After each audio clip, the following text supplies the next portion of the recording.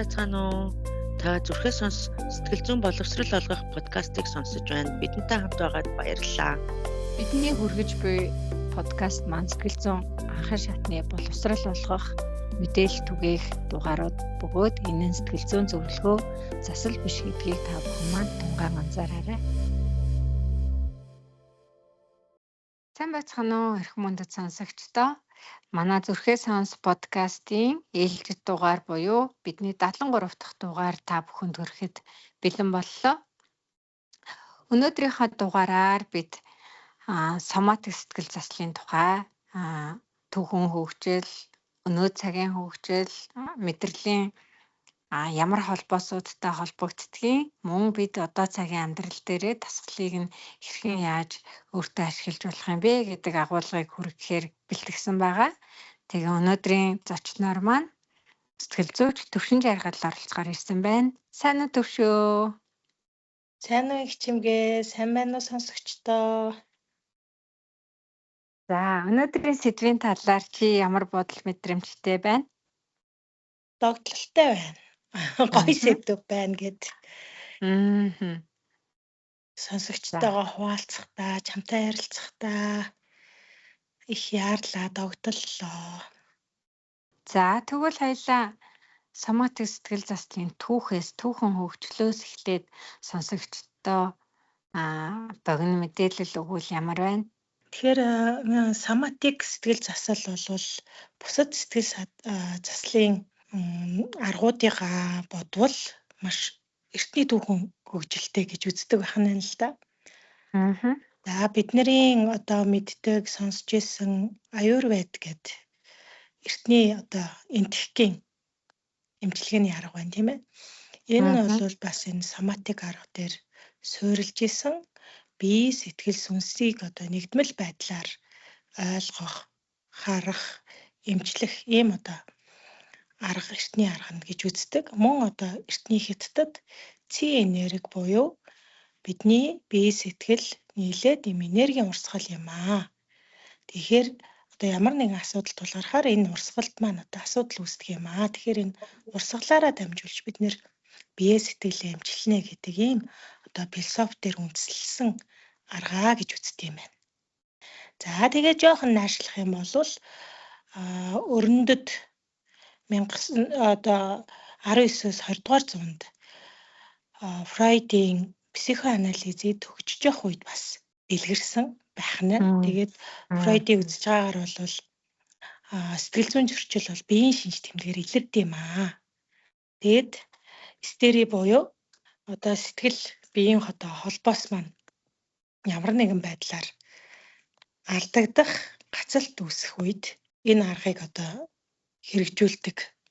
Энэ аргаар одоо тайлбарлах гэж үздэг байсан байна. Яг эхний тайлбарууд хийх гэж оролдогдож байна тий.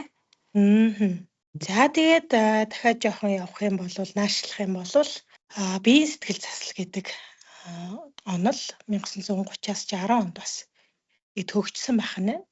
За тэдний одоо энэ сэтгэл заслын гол төлөөлөгчд бол булчингийн одоо хуй гэдэг юм ойлголтыг гаргаж ирээд сэтгэл зүйн одоо асуудал нь бие дээр ялангуяа одоо булчин шүрмсэн дээр юм даралт болж үүсдэгэ гэсэн энэ одоо онолуудыг гаргаж ирсэн байна. Булчин чангар нь амьсгал нь хаагдах юм байна. Тэрийг нь бие нь хадгалдаг юм байна гэсэн ойлголт байх нь шүү дээ тий. Тийм байна. За тэгээд 1960-аас 1990 онд бол хүмүүнлэгийн сэтгэл судлалын салбарт бас энэ ойлголтууд маань соматик аргачлалуудын маань онолууд бас их хөгжсөн байна. За тэгээд хүнд ямар нэгэн асуудал тулгархад бол энд одоо цаг дээр биеийн туршлагаар илэрч гардаг юм аа, биеийн мэдрэмжээр илэрч гардаг юм аа гэдгийг гештальт одоо сэтгэл судлалын салбарынхан гаргаж ирээд тэг хөдөлгөөнөөр үүнийг одоо бие сэтгэл ухамсар гурыг холбох гэж эмчлэх гэж одоо ийм оролдлогоодыг төвшүүлэн гаргаж ирсэн байна. Тэгэхээр тэгээд хөдөлгөөнөөр бие махбодод хуримтлагсан сэтгэл хөдлөлийг судлах, гаргах гэдэг энэ суурь маань нөгөө л магадгүй хүн ба амьтны инстинктийн холбоо уялдааг судалж байгаа судалгаан дээр дөрвөлөх гэдэг шүү дээ тий. Тэгэлгүй яах вэ? Яг энийг одоо хичмгээ хэлсэнчлэн Питер Левин гэдэг эрдэмтэн хүний сэтгэлийн ямар нэгэн одоо хэцүү дуршлага, сэтгцийн гэмтэл трама нь биеийн дотор гацдгиймээ гэж одоо үзээд соматик аргачлалуудыг хөгжүүлсэн байна. За тэгээ орчин үеийн тэгэлгүй яах вэ? Орчин үеийн чиг хандлагын хувьд бол бид нар бас их ярих дуртай олон зүрхээ сонсын олон дугаарууд дээр бас ишлэгдэжсэн. Бэсэл Вандер Колк гэдэг эрдэмтэн байгаа Америкийн. За энэ хүний одоо бүтээлүүд дээр нь сэтгцийн гэмтэл бол биед хадгалагддаг, биеийн одоо зовир өвчлөлөөр илэрдэг юм а гэдэг энэ орчин үеийн шишил ухааны ойлголтууд одоо яг одоо эд үе авч хөгжиж байгаа байх нэ. Тэгэхээр 2000 оноос хойш бид нар энэ соматик сэтгэл заслыг илүү сэтгэл мэдрэлийн судалж байгаа шинжлэх ухааны тайлбаруудтай холбож ойлгох нь шүү дээ, тийм ээ? Тийм байх нь. Тэгээд энэ бид нар багаараа таад манай хуудсыг үтсэн болвол нодлон 25 оны 9 сард бид нар багаараа Оксфорд очиод Trauma Transform гэдэг олон улсын хурал цуусан. Тэгэхэд энэ Колк эрдэмтнийхээ лекцийг бичлэн одоо сонсоход завшаан тохиогоод биднэрт. За тэгэхэд Колк мань Монголын одоо туршлагыг дурдсан нь бас биднэрт маш одоо ийм сайхан мэдрэмжүүдийг төрүүлж исэн. Тэгэхээр юу гэж дурдсан бэ гэхээр монголчууд болвол одоо сэтгэлийг биетэй холбох маш одоо өргөн туршлагатай юм ард түмээ. За тэгээд одоо сэтгэл одоо юу лээ зүрх шимшрэм, элэг эмтрэм гэж хэлдэг. Энийг бол ингээд шууд одоо сэтгэл бие хоёрыг холбож хэлсэн юм байгаамаа гэх мэтэр ингээд иш татчих байлаа. За тэгэхээр нөгөө Питер Левин, Бэсэл Вандер Колкийн үзэлтээр бид нар гол нь юуг соматик терапийн гол тулгуур ойлголт болгож авч үзэж гин вэ гэдэгт нь хоёлаа одоо жоохон тайлбарлаж өгье гэж бодож байна. Тэгэхээр хэрвээ та маань түрүүн төвшөөгийн тайлбар дээр анзаарсан болвол маш их стрессийн үед, сэтгцэн гэмтлийн үед гэдэг өгүүлбэрүүд гарч ирж байна шүү дээ, тий. Тэгэхээр Питер Левиний хувьд болохоор илүү одоо энэ хүний бие дээр сэтгэл хөдлөлүүд яагаад гацдсан бэ гэдгийг амьтны зан үйл эволюцтэй холбож судалдаг шүү дээ. Үүгээр юу хэлэх гээд байна вэ гэхээр амьтад магадгүй сэтгцэн гэмтэл юм уу цочролт төрүүлэх вэ, эсвэл айс одоо автах вэ үйл явдалд өртгөөрөө бие ингээд арьсаа ингээд биенээсээ салгаа чичрүүлж чаддаг шүү дээ, тий. Чичиргээ үүсгэж. Тэгэхээр тэр чичирж байгаа чичиргээ хөдөлгөөнөөрөө бид хуримтлагдсан сэтгэл хөдлөл айцсаа гаргаж ийн гэж үздэг юм байна. Гэтэл хүний хувьд, хүний эволюц хөгжлийн хувьд болохоор бид нарт тэр биеийг ингэж салгаж тухайн эдэрхтэн дээр чичиргээ үүсгэх ч юм уу ямар нэгэн хөдөлгөөн илгээх энэ ур чадвар жаахан дутмаг байдаг учраас бид үнийг мэдрэлийн системдээ гацаадаг гэж үздэг юм байна. Тэгэхээр мэдрэлийн системд ямар гацалт үүсээд байна вэ гэдгийг хоёлаа одоо илүү нөгөө соматик ойлголттойгоо холбож тайлбарлая, тий. Тэгэхээр мэдрэлийн системийн хувьд төв мэдрэлийн систем дээр бидний стресс бүрдэх үеийн симпатик, мөн стрессийг өнгөрсний аюулыг өнгөрсний дараа бидээр маань тайвширлыг, тайтгарлыг мэдрүүлж байгаараа парасимпатик гэдэг хоёр мэдрэлийн тогтолцоон дээр хувааж авч үзэж байгаа, тий. Тэгэхээр мэдрэлийн төлөв байх гэдэг юм тийм ээ. Тэгэхээр тэнд яг юу тохиолдоод байна вэ гэдгийг хоёлаа жаахан тайлбарлаж өгвөл ямар байна? За тэгээ. За альва стресс гэдэг юм уу тийм ээ, ямар нэгэн бидний сэтгэлийг гэмтэх шархлуулах үйл явдал бол одоо байгалийн зам гэж үзэж байгаа. Тийм үйл явдал тохиолдохгүй, тийм нөхцөл байдалд орохгүй гэж бараг л байхгүй ханаа л да. Энэ нийгэм одоо энэ байгаль маань жамаараа явж байгаа тохиолдол тийм ээ, ямар нэгэн байдлаар гинтийн байгалийн үзэгдэл болох ч гэдэг юм уу, эсвэл магадгүй гинтийн араатай амтанд дайрах ч гэдэг юм уу, өвчлөх, үхэл хацал тохиолдох гэх мэт энэ үйл явдлууд бол жамаараа тохиолдох нь байна. Харин тэр тохиолдож байгаа үйл явдлыг бид нэр бүртээд тийм ээ. Эхлээд мэдрэхүүгээрээ хүртээд за тэр хүртэж байгаа бие дээр ирж байгаа юмаа бид нэр гаргаж чадчихэв үү, гадагшлуулж чадчихэв үү, эсвэл тэрийгээ бид нэр бидээ хадгалж үлдээд за дээрэс нь мэдрэмж буюу сэтгэл маань энийг яаж мэдэрч хүлээж аваад байна. За дараа нь ухамсараараа бид нэр энийг бас юу гэж одоо ойлгож, тайлал хийж танин мэдээд байна. За энэ гурвын маань гурван дээр нь эсвэл аль нэг дээр нь тэр жамаараа явах зүйл гацалт үүсгээрээ бидний одоо тэр мэдрэлийн системийг хэвийн байдлаар явагдах тэр симпатик, парасимпатик гэдэг энэ төлөвтөө байх хэвийн үйл ажиллагаан дээр маань гацалт үүсгэж байгаамаа гэж. За тэгэхээр симпатик гэдэг маань бол илүү нөгөө аюул тохиолдлоо энэ аюулаас би зутах ёстой эсвэл би энэ аюултай одоо тулалдах ёстой гэдэг тэр горин байна. За парасимпатик маань болохоор би амарч जैन, тайвширч जैन, надад ямар нэгэн аюул байхгүй байна. Тэгэхээр би хэвийнээр нөхөн төлжөөд хэвийнээр байж ах нь гэдэг энэ одоо мэдрэлийн системийн маань төлөв нь аль нэг талдаа гацагт үүсэх. Эсвэл хоорондоо маш савлгаатайгаар тийм ээ маш хурдтай хугацаагаар савлгаатайгаар ажиллах ийм одоо байдал бий болдог байна л да. Тэгэхээр хоорондоо маш ингээд уян хатан чанартай савлах нь одоо эрүүл хариу үйлдэл юм гэж үзэх гэж байна шүү дээ тий. Аюул тулгархад бидний симпатик тогтолцоо бол хариу үйлдэл үзүүлчих юм байна. Аюул яваад өгөхөөр бид парасимпатик руугаа шилжих. Энэ нь өөрөө эрүүл шилжилт юм байна. Гэтэл стресс болон сэтгцэн гэмтлийн үед бид нар аль нэг төлөв байдал дээр нь гацаад гэдэг нь энэ шилжилт хэвийн гормын дагуу солигдохгүй байх нь л дээ. Солигдохгүй явагдахгүй байх үед илүү тухайн төлөв байдлынхаа байнгын хариу үйлдэлд бид нар байх нь байна шүү дээ тий. Тэгэхээр бас анзаарч байсан Bessel van der Kolk хэлэхдээ interception гэж ярьж байгаа тий. Бид нар илүү ингээд аюул дүртөөд аль нэг энэ одоо төлөв байдал дээр удаан байх үед бие дотор юу болж байгаагаа мэдрэх чадвар буурдаг, алдагддаг гэж үздэг.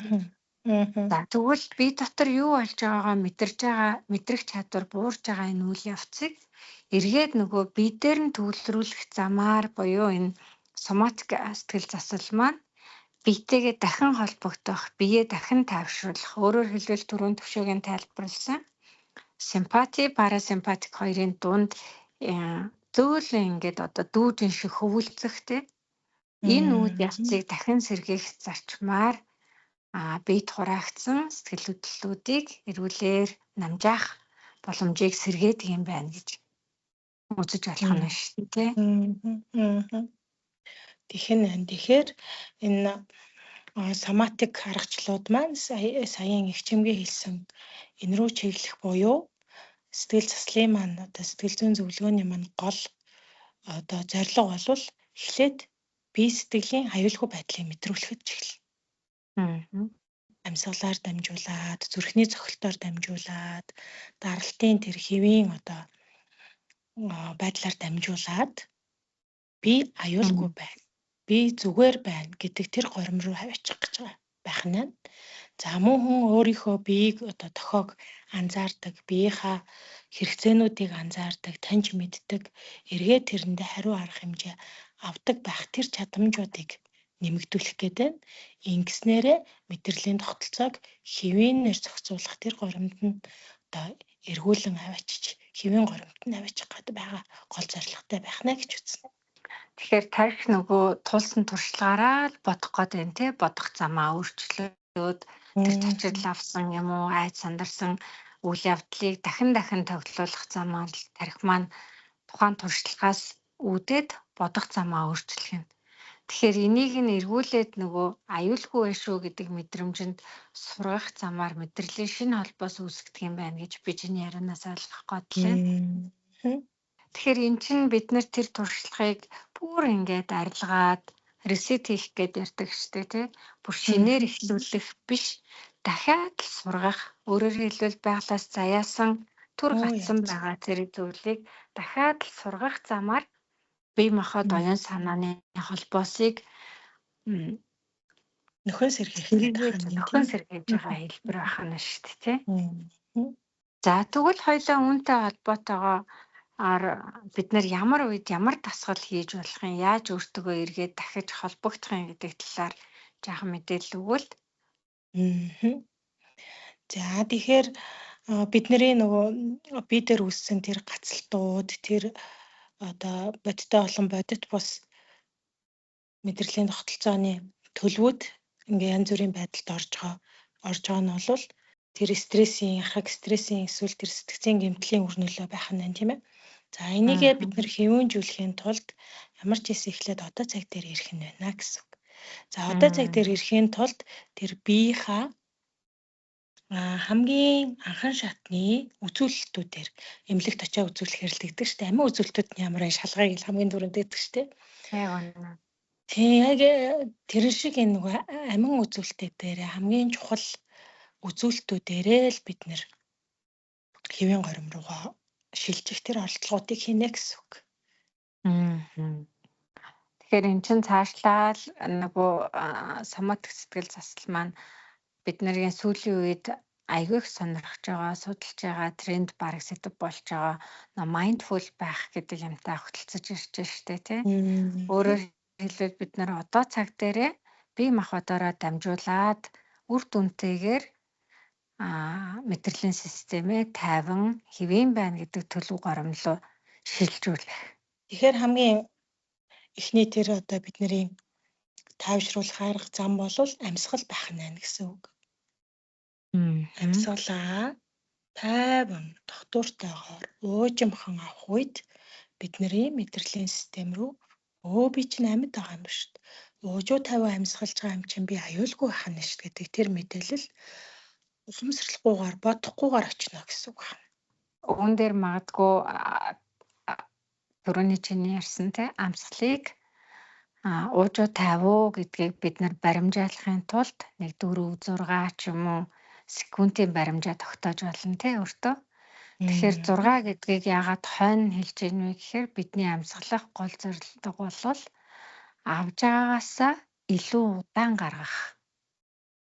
Энэ л гол одоо хүч нь оршиж штэ тий.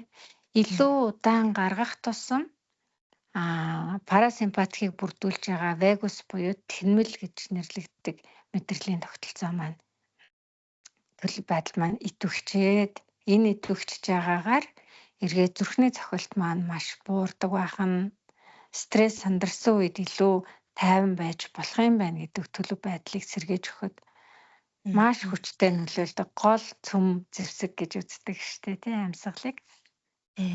Тэглгүй яах вэ? Тэгээд дээрэс нь бид нэр амьсгалгүйгээр бол 1 минут 2 минут орчимдоо л байж чадна. Тэрнээс илүү байх боломжгүй учраас бидний хамгийн чухал хамгийн нэн тэргүүний зүйл бол амьсгал байх нэ. Тэгэхээр энэнгээрээ дамжуулаад бид нар бас тэр аюулгүй байдлыг мэдрэх нэ. За хоёлаа өшөө үргэлжлүүлээд бас өөр амьсгалуудыг санал болгож үзье те хүмүүс ер нь гадралж байгаа бах. Та 4 секундэд авах нь 6 секундэд гаргах нь ч гэдэг юм уу гаргаж байгаагаа илүү удаан зорилготой байж захыг эсвэл одоо хайрцагсан амьсгал гэж нэрлэдэг. 4-өөр аваад 4-өөр бариад 4-өөр гаргаад дараагийн амьсгал хүртлээ 4-өөр одоо хүлээх гэх энэ амьсгалын дасгалыг бас хийж болох нь. За сүүлийн үед энэ амьсгалын дасгалуудын судалгааг харж байхад бол яг ямар сэтгэл зүйн одоо асуудал байна тэрэндээ тохируулж амьсгалаарай гэдэг судалгаанууд байгаа. За магадгүй одоо стресстэй болвол та илүү одоо амьсгалаа хурдан аваад удаан бариад удаан гаргах нь тохирдог бол төгшүүрт одоо байгаа тохиолдолд төгшмөдгөө байгаа тохиолдолд бол удаан хажуухан аваад хурдан гаргах нь тохиромж гэдэг юм уу. Ийм янз янзын одоо амьсгалын дасгалын арга барилуудыг зөвлөд байгаа. Би энэ дээр нэг юм нэмж болох уу төвшөө. Тэгэхээр яг чиний саяны төгшүүр гэдэг дээр Стэнфордын анагаах их сургуулийн профессор Дэвид Хюберман гэдэг эрдэмтэн байдаг. Тэгээ Хюберманы тайлбарлаж байгаагаар төгшөх үед нөгөө бидний амьсгалах энэ хэмнэл цээжээрээ маш богинохон болдог. Тэгэхээр уушигны нөгөө доод үзүүр хэвлийн хавьд явж байгаа тий. Тийшээ амьсгал орох маш хэцүү болдго юм байна. Тэгэхээр энэ үед бид нар давхар амьсгал гэдэг юм хийхийг санал болгож байгаа. Давхар амьсгал гэдэг нь та өөрийнхөө чадлын хэрээр дүүрэн амьсгал авч агаад эцсийн одоо амьсгал авах хүчээ гаргаад гэх юм уу те дахиад нэг сорхыг. Энийг нөгөө Монгол одоо юутайгаа хэдүүлээ үг хэллэг үйлдэлтэйгээ жоохон буулгаад харах юм бол нөгөө ихэр татах гэдэгтэй төстэй. Их үйлснээ дараа бид нар ихэр татдаг штэ тий гэд давхар авдаг. Тэгэхээр энэ амьсгалын техник бол дүүрэн аваад дахиад нэг төгжиж авахад тэр нэг сүүлийн амьсгал дээр таны уушигны одоо доод ёроол хүртэл жаахан ч гэсэн хүчил төрөгч орж ирээд гаргах энэ үед төгшөөр буурна гэж үзэж байгаа. За үүнийгээ болохоор илүү биологийн тал дээр нь тайлбараа өгөхдөө бид нар байнга төгшөмтгий байдалд богино амьсгалахаар уушигны мандаад үзүүрүүдэд байгаа хүчил төрөгчийг хүлээж авах цусны судлуудад ийм хүчил төрөгч хөрөхгүй байгаа нь наалдан гүйсгч гэдэг юм уу? Эсвэл одоо хүчил төрөгчийг авч чадахгүй байх юм хориг саад үүсдэг юм байна. Гэтэл энийг нөгөө байнга аваад сурцсан уушигны хэмжээн дээр буюу дахиад нэг соролтоор нэг хүч өгж штэ тий хүчээр гэсэн үг.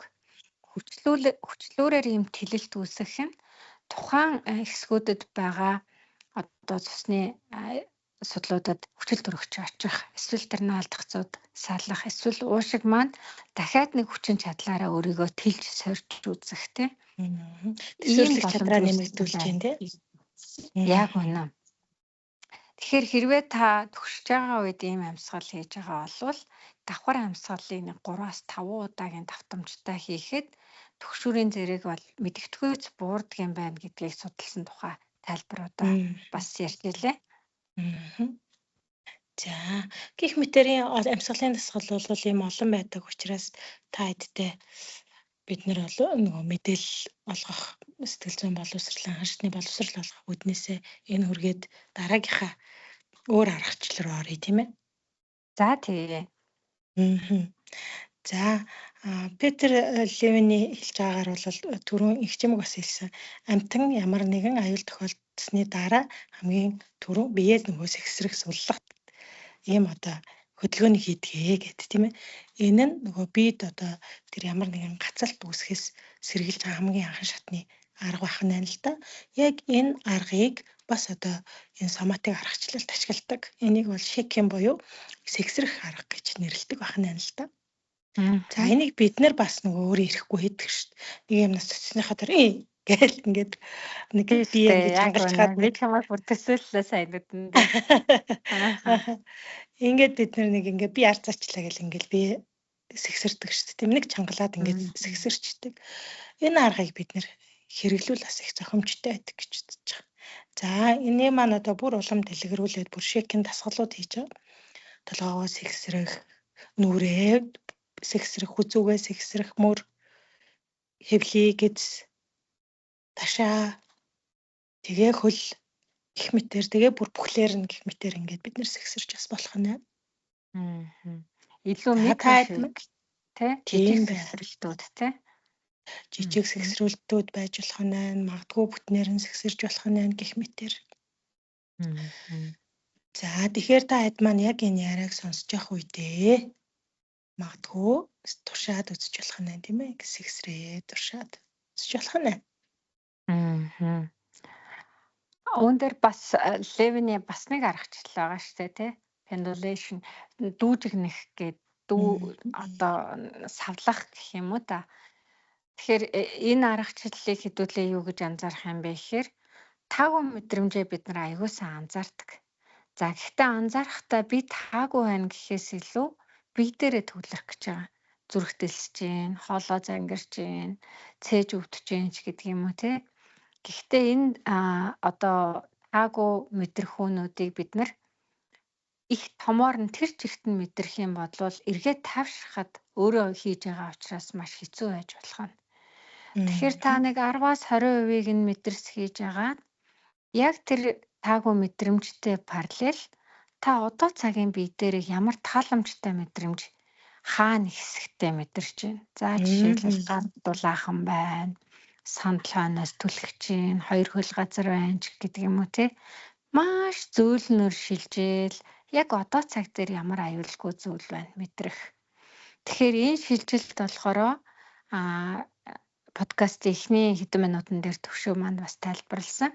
Мэдрэлийн системд аюулгүй байна гэдгийг эрүүл шилжилтийг дахин суралцуулахад соматик сэтгэл заслын гол зорилго чиглэж байгаа маа гэж ярьсан шүү дээ тий.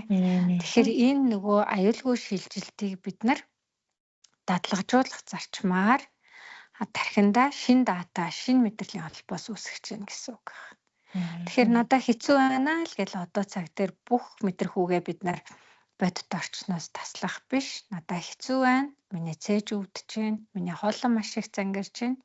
Гэхдээ яг энэтэй параллел би хоёр хөл дээрээ бүрэн бүтэн аюулгүй оршиж байгаа юм байна гэдгийг мэдрэх. За яг чиний саяны хэлсэн дээр залгуулаад дараагийнхаа аргыг ярилцсан хэдүүлээ. Би хөдөлгөөнөөр дамжуулаад сэтгэлээ засах гэж байгаа.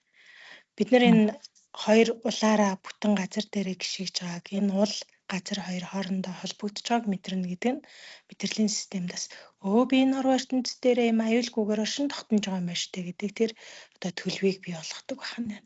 За мөн одоо сууж байгаа суудлаа мэдрэх, ахар сүлээ мэдрэх, нуруугаа мэдрэх гих зэргээр энэ тулгуур багнуудаа мэдрэх энэ тулгуур багнууд маань ингээд тэнцвэртэйгээр байх нь бид нэр аюулгүй байгаа.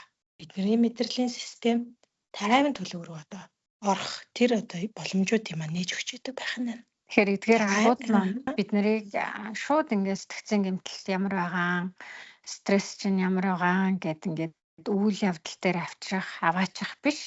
Биеийг маань одоо илүү тайтгаруулж, тайвшруулж, мэдрэлийн системийг тайвшруулж иж нөгөө бодох, оюун дүгнэлт хийх тархин маань идэвхтэй болгоол би яг ямар туршлагыг давж туулаад байгаа юм бэ гэдэг дээр бодтойгоор харах энэ орон зайг үүсгэж байгаа бэлтгэл ажил байх нь шүү дээ тийм. Замын засж байгаа юм байх нь тийм ээ.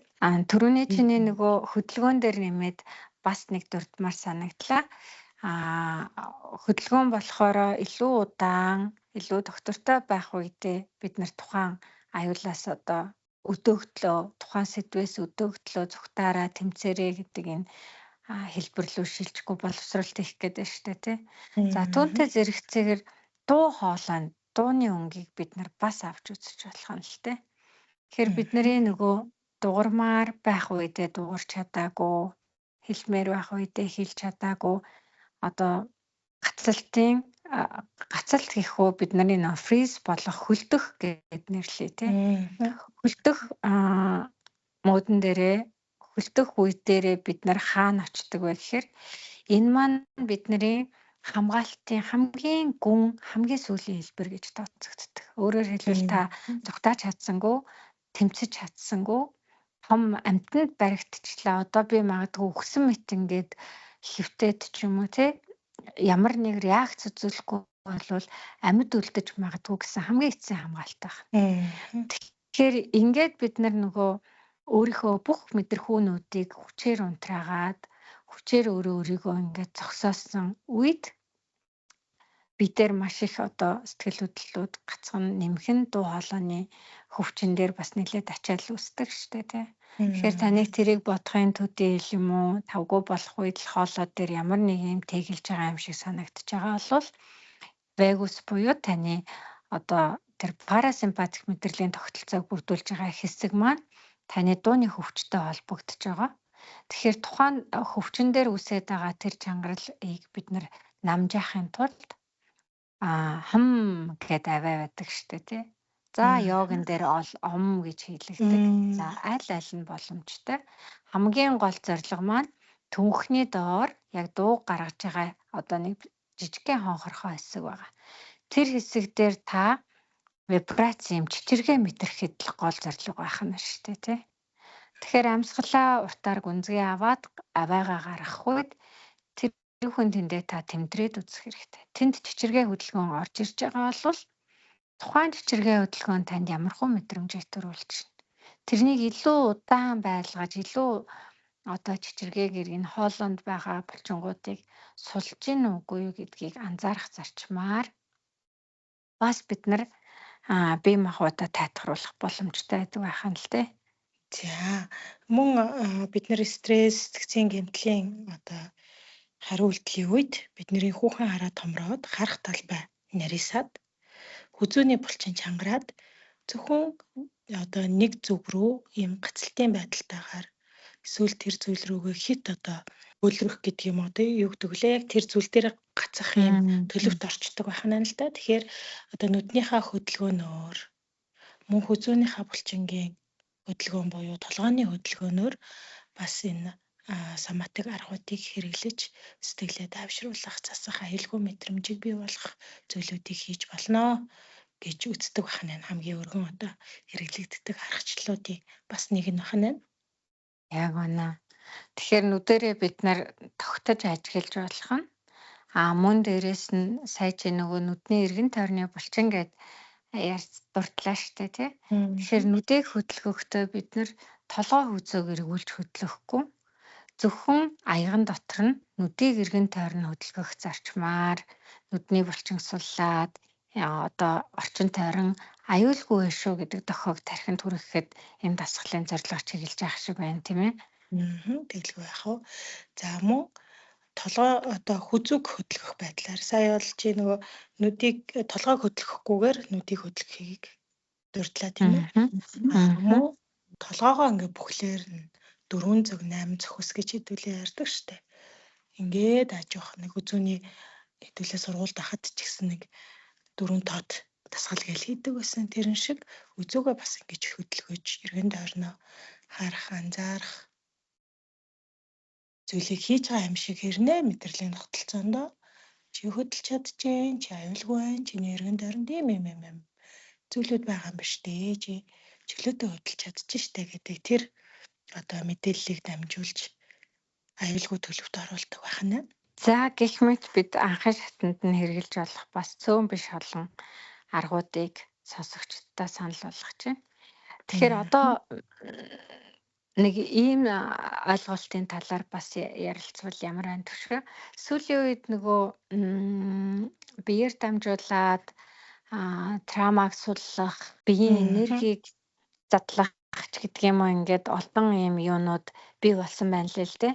Тэгэхээр түүний талаар бас бид нар яхаа нотлохоон зориулсан мэдээллийг сонсогчдод хүргүүл ямар байх вэ гэсэн бодол надад төрсөн. Тэгээ. За тэгэхээр бидний саяны санал болгож байгаа аргууд бүгдээрээ нотлохоон зориулсан шилжүүлгээний үндэслэлтэй туршигдсан аргууд байна.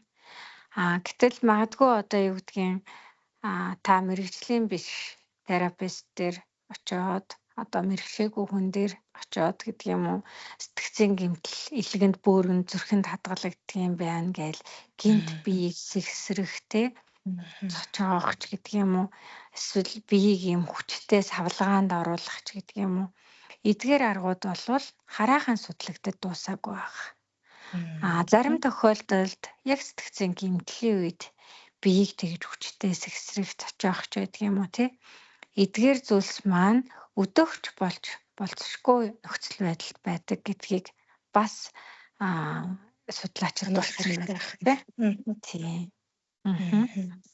За тэгэхээр энэ соматик аргын маань энэ дээр үндэслээд нөгөө сайн муу талуудыг хэдүүлээ ярихад сайн тал нь бол мэдээж өөрийнхөө энэ юм хялбар гэдэг юм уу те хаач хэрэглэж болох үс юм аргуудаар өөрийнхөө аюулгүй мэдрэмжийг бий болгох одоо цаг дээр ирэх тайвшруулах гэх мэт юм сайн талуудтай урт хугацаанд биеийнхээ одоо чадамж даацуудыг эргүүлэн хэвийн байдалд нь оруулах гэх мэт сайн талтай боловч бас одоо сул тал байна гэж байна. За ямар сул тал байна вэ гэхээр өөрөө та дур мэдэж ганцаараа хийх нь ялангуяа одоо тэр дасгалуудыг өөрийнхөө тэр стресс, сэтгцийн гэмтэл энтрийнхаа үйл явц тийм ээ одоогийн байгаа шинж тэмдэг үр дагавар энтертэйгээ одоо тооцож нийлэмж үүсгэж эсвэл эсрэгцүүлж ингэж олон талаас нь одоо анзаарч харж тохируулж хийхгүй болвол бас одоо түрүүний өрөөч их чимгээ хэлдгээр нөгөө өдөөгч болох эрсдэлтэй магадгүй өөртөө чинь тохиромжгүй байх бас эрсдэлтэй. Тийм учраас аль болохоор яг энэ чиглэлээр мэрэгсэн хүмүүстэй өөрийнхөө бусад хүчин зүйл нөхцөл байдалтай тохируулан харгалзуулан хэрэглүүл зохимжтой шүү гэж үзэж байгаа. Мөн нэг удаа хийгээд бас үр дүн гарахгүй энэ бол нөгөө дадал болгох мэдрэлийн тогтолцоондоо одоо бид нар тэр хэвийн одоо живлэгт аюулгүй болгох тэр одоо дадлыг гэх юм уу тэр горимыг бий болгох гэж байгаа учраас тогтмол байх бас шаардлагатай байдаг бахнэ. Яг үнэ. Үүн дээр нөгөө хүмүүс зарим юм нэг хүлээлтүүд байдаг шүү дээ тий. Нэг зүйлийг хийгээл стресс тайлагдчихна. Нэг зүйлийг хийгээл одоо нэг юм зангилсан бүрхий тархин дотор байгаа утас задарчин ч гэдэг юм уу. Блок хүлээлттэй тий. Блок нь гарна ч гэдэг юм уу тий. Тэгэхээр neuroplasticity гэх түрүүн бит хоёр ярьсан тархины уян хатан чанар тарих суралцдаг шүүл гэдгийг яриад байгаа. Шалтгаан юу юм бэ гэхээр тарих туршлагаараа давтан бодож байгаагаараа тэнд өөрийнхөө бүтц найрлагыг уян хатан чанарыг өөрчилж байгаа. Гэтэл та тухайн тааламжгүй үйл явдлын талаар хичнээн олон давтамжтай бодлуудыг хичнээн хугацаанд бодсон байх нь тэр бодох замыг нэг блок гаргаал юм уу нэг одоо дасгаллаар ч юм уу нэг аргачлалаар тавиад явуулдаг тэнд бүтцийн өөрчлөлтийг хэвийн байралд оруулна гэдэг нь одоо бид нар логикоор бодсон ч гэсэн нэг нийцгүй харагдчихж штэ тий. Тэгэхээр тэнд байгаа датаг бид нар өөрчилж шинэ мэдрэлийн холбоосыг үүсгээ, шинэ давтамжийг үүсгээд гэдэг ингэхээр бидний амьдралын өдөр тутмын жижиг нөхцөлдөө аль болох олон удаагаар эдгээр саяны дурдсан дасгалуудыг давтах байдлаар идэвхтэй холбоос дата бид нар үүсгэж чадсанаар энэ маань цаашаа амьдралын маань дадал зуршил хэмнэлт суух зарчмаар бид өнгөрснөөс үлдсэн одоо шарах сорвоо хүлээн зөвшөөрөх гэх юм уу та түрүүн ярьсан тий энэ чинь устгаад үгүй болгодог эсвэл нэг унтраагаа дасаадаг ресет хийчдэг юм боломжтой зүйл биш бид нар дахин суралцж байгаа юм. Байглаас заяасан чадамжаа үйл явдлаас болоод өөрчилж гэхдээ бид тэр үйл явдлын уул мөрийг дахин суралцах зарчмаар нөхөн сэргээж байгаа шүү гэдэг ийм одоо их урт хугацааны үйл явц юм гэдгээр бас хүмүүс маань харах хэрэгтэй болов гэж бодож байна. Баярлалаа. Их За чимгээ. тэгвэл өнөөдрийн яриаг сонирхолтой өрнүүлсэн төвшөөдөө маш их баярлалаа. Бид нар соматик сэтгэл заслын түүхэн хөгжлөөс та бүхэнд дурлаа. Орчин цагийн хөгжил шинжлэх ухааны чиг баримжаа хаа явж байгаа талаар бас дурдлаа. Мөн үүн дээр холбогдоод нотлохонд суурилсан ямар арга аргачлалуудыг өөрийнхөө амьдралын хэвийн горимдоо бид нар шингээгээд өөрөө өөрийгөө тайван төлөв байдалд байлгах боломж байна вэ гэдэг хэрэглэж болох үе цанхаа шатны аргуудыг та бүхэнд санал болголоо. Гэхдээ үүнийхээ төгсгөлд хэрвээ дасгалуудыг хийгээд магадгүй өөрт нь тааламжгүй хэцүү тухгүй байгаа болвол мэрэгжлийн хүний дэмжлэгтэйгээр мэрэгсэн хүний дэмжлэгтэйгээр сэтгцийн гэмтэл гэдэг тэр том гэдгэлчгээр за бас нэг юм хэсэг болох гээд байна. Сэтгцийн гэмтэл рүүгээ магадгүй аялалд гарах тэр хамтрагчийг мэрэгсэн хүнээр сонгоосоо энэ маань хилааш үйл явцад дэм болох ёстой. Ямар нэгэн байдлаар сөрөгтаагүй ч юм уу тий эсвэл их тийм хурдан үйлчлэх юм арга зүй болвол одоогоор нотлохонд суурилсан шинжлэх ухаанд гараагүй байна гэдгийг та бүхэндээ бас сэтгэл зүйн боловсрал олгох журмаар үлдээлээ. Тэгээд өнөөдрийн маань дугаарыг сонссон та бүхэндээ маш их баярлалаа. Маш их баярлалаа төвшөө. Баярлалаа. Их чимгээ баярлалаа сонсогчдоо. За тэгвэл өнөөдрийнхээ дугаарыг дуусгалаа. Маш их баярлалаа. Дараагийн дугаар хүртэл баяртай. Баяртай.